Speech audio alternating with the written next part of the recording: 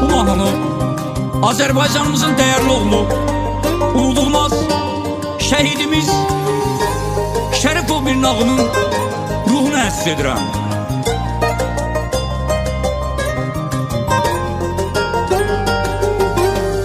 Şərifov Mirnağının adı yayılıb hər yana, rəhmət deyək şəhid qardaşa, fəxr olubdu şəhidim Azərbaycana. Azərbaycana, səni məkana ucaldar uca Allah tala. 20 oktyabr Mirnağı oldun şəhid, yaddaşlara həkk oldun ey şəhid. Xocavənd Kəlbəcər uğruna can vermisən şəhid. Xocavənd Dul kəndi olubdu şəhadətə yüksəlir. Sağlığında verib dəyər sənə hər bir dost tanış. İndi yoxsan yoxluğunda hamıdır axtarış.